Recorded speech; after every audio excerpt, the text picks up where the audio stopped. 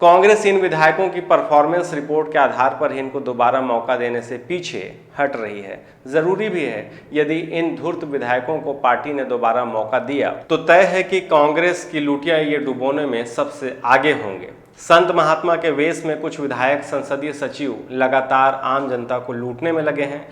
नमस्कार, मैं हूं मनीष। आज चुनावी खबरों में अखबारों के पन्नों पर जिन्हें सबसे ज्यादा पढ़ा जा रहा है उस पर चर्चा करते हैं। भाजपा ने जहां प्रदेश की 85 सीटों पर अपने प्रत्याशियों का नाम घोषित कर दिया है, वहीं कांग्रेस ने अब तक किसी भी सीट से स्थिति साफ नहीं की है। जबकि पहले चरण की जिन 20 सीटों पर 7 नवंबर को मतदान होना है, वहां शुक्रवार से ही नामांकन की प्रक्रिया शुरू हो गई है। ऐसे में बताया जा रहा है कि कल यानी 15 अक्टूबर को दोपहर के पहले ही कांग्रेस भी 40 से अधिक नाम वाली एक सूची जारी करने वाली है। छत्तीसगढ़ में कांग्रेस प्रत्याशियों के नाम तय करने के लिए दिल्ली में चल रही अंतिम दौर के कवायद के बीच यह जानकारी सामने आई है कि सरकार के किसी भी मंत्री का टिकट नहीं काटा जाएगा।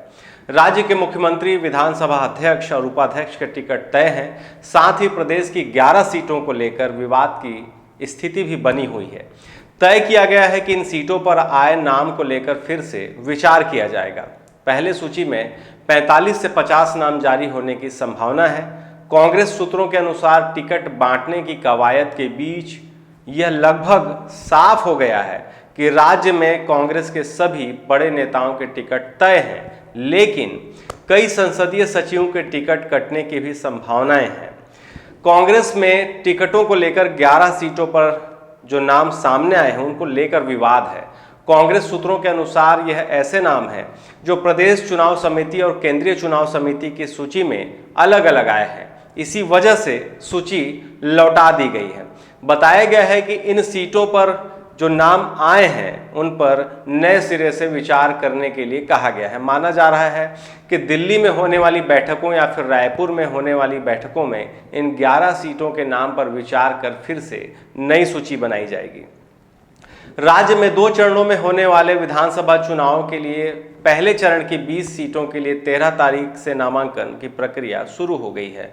20 अक्टूबर तक नामांकन लिए जाने हैं। लिहाजा पार्टी ने पहले चरण की 20 सीटों के लिए नाम तय करने का काम किया है। सूत्र बताते हैं कि पहले चरण में जिन सीटों पर चुनाव है वहां नाम तय हैं। इनमें मंत्रियों की अगर बात करें तो जो सीट कवर्धा से है यानी मोहम्मद अकबर वाली सीट, कोंडागांव से मोहन मरकाम, कोटा से कवासी लखमा, इनका नाम शामिल हो सकता है।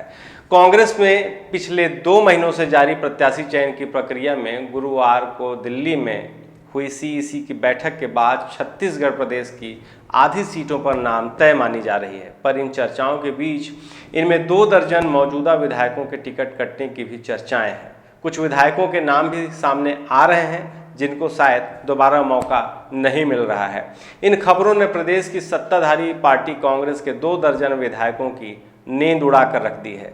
टिकट की उम्मीद लगाए बैठे इन विधायकों का सीईसी की बैठक के बाद से चल रही चर्चाओं ने बीपी बढ़ा दिया है। इनमें कुछ विधायकों ने इस खबर की पुष्टि के लिए भी सीईसी की बैठक में शामिल रहे प्रदेश के नेताओं से संपर्क किया है। कांग्रेस इन विधायकों की परफॉर्मेंस रिपोर्ट के आधार पर ही इनको दोबारा मौका देने से पीछे हट रही है। जरूरी भी है, यदि इन धूर्त विधायकों को पार्टी ने दोबारा मौका दिया तो तय है कि कांग्रेस की लुटिया ये डुबोने में सबसे आगे होंगे। संत महात्मा के वेश में कुछ विधायक संसदीय सचिव लगातार आम जनता को लूटने में लगे हैं और आम मतदाता चाहकर भी विरोध नहीं कर पा रहा है, जिसे पार्टी के शीर्ष नेताओं को समझना जरूरी है। शुक्रिया।